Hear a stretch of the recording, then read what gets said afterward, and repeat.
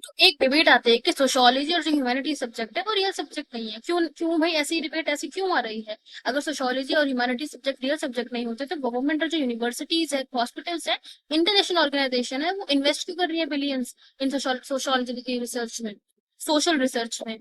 तो जो first sociology है तो हमारा ओपिनियन बेस्ड नहीं होता, एविडेंस बेस्ड होता है, साइंटिफिक स्टडीज करी जाती है, तब जाके किसी रिजल्ट तक पहुंचा जाता है। इमानुएल खैम ने बताया था वो कि सुसाइड जो है वो क्यों हो रही है। उन्होंने डिफरेंट डिफरेंट कंट्रीज का डाटा निकाल के साइंटिफिक स्टडी करके तब हमें बताया कि जो सुसाइड है वो किस रीजन से वजह से हो रही है, कौन से सोशल फैक्टर्स है, कैसे फैमिली टाइज, कैसे रिलीजन में यानी मेल और फीमेल में कैसे हो रही है, कैसे कंडीशंस में हो रही है। तब जाके हमें पता लगा कि अगर ऐसी कंडीशन होती है तो उनको प्रिवेंट कैसे करना है। तो उसको प्रिवेंट करने के लिए सोशल जो क्वेश्चंस होते हैं वो साइंटिफिकली स्टडी करे जाते हैं और इन चीजों के लिए क्यों निकाला जाता है।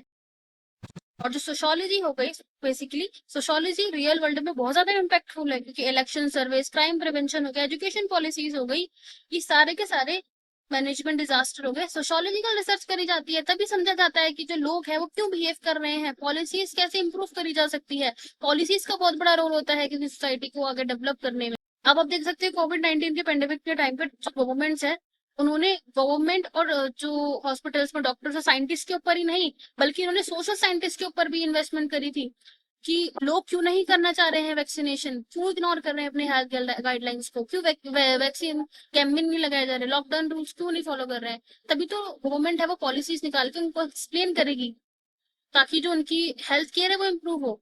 सिर्फ दवाई लाके आप किसी सोसाइटी में डेवलपमेंट नहीं करोगे या इकोनॉमिक तरीके से चीजों को करके डेवलपमेंट नहीं होगी जब तक आप सोसाइटी को नहीं समझोगे, उनके बिहेवियर को नहीं समझोगे और ना ही पॉलिसीज उस तरीके से बनाओगे तो वो सोसाइटी कोलैप्स कर जाएगी।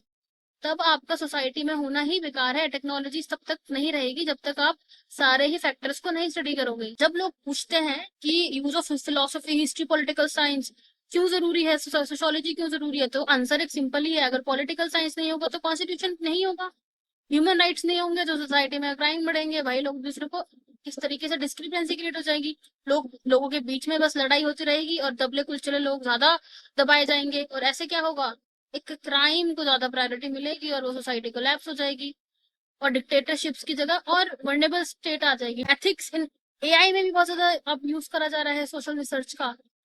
डेमोक्रेसी, जस्टिस, फ्रीडम, ये सारे कॉन्सेप्ट कहाँ से आए, साइंस से आए? नहीं, ये सारी चीजें हमें सोशल साइंस से आई। अगर ये नहीं होती तो आपको क्या लगता है कि आज टेक्नोलॉजी, डॉक्टर्स, ये सब लोग सामने इन सारे क्वेश्चन का जवाब सिर्फ फिजिक्स और केमिस्ट्री और बायोलॉजी नहीं दे सकते। इसके लिए philosophy, political science, history, law, sociology, psychology की भी जरूरत होती है। तो साइकोलॉजी होती है उसने बहुत सारी चीजों को ट्रांसफॉर्म करा है, एक साइंस की तरह देखने को मिल रही है। इवन जो साइंस है वो फिलोसफी के ऊपर डिपेंडेंट है।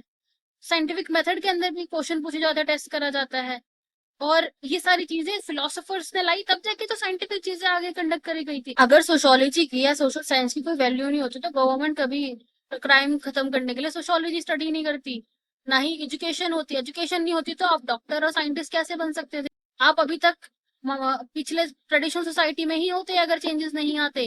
और चेंजेस कैसे आ रहे हैं? क्योंकि ये सारी चीजों को स्टडी करा जा रहा है और स्टडी करने के लिए सोशल साइंस होती है। इतना जरूरी है कि सोशल साइंस उतनी ही ज्यादा जरूरी है जितने हमारे साइंटिफिक सब्जेक्ट होते हैं, नेचुरल सब्जेक्ट होते हैं। और हम सोशल साइंस को साइंटिफिक स्टडी इसलिए कहते हैं क्योंकि जो चीजें मेथड साइंस में इस्तेमाल करा जाता है वही चीजें हम सोशल साइंस में करने की भी कोशिश करते हैं और उसी से ही रिसर्च निकाल के हम किसी सोसाइटी के अंदर जो भी इम्प्रूवमेंट है वो कर सकते हैं। अगर हम चीजें इम्प्रूव नहीं करेंगे तो कोई रेलेवेंस नहीं रह जाएगा। और केमिस्ट्री, फिजिक्स, बायो ये सारे अकेले ही क्वेश्चन नहीं करेंगे इस चीज को। तो रियल क्वेश्चन ये नहीं है कि सोशियोलॉजी और ह्यूमैनिटीज रियल है या नहीं। रियल क्वेश्चन ये है क्या हम ह्यूमन प्रॉब्लम्स को, उनके बिहेवियर को जाने बिना सॉल्व कर सकते हैं? क्या नहीं कर सकते। तो हमें उसकी हिस्ट्री, रिसर्च, एविडेंस सारे पॉइंट को पढ़ना पड़ेगा, तब जाके हम चीजों को आगे परस्यू कर पाएंगे। Thank you.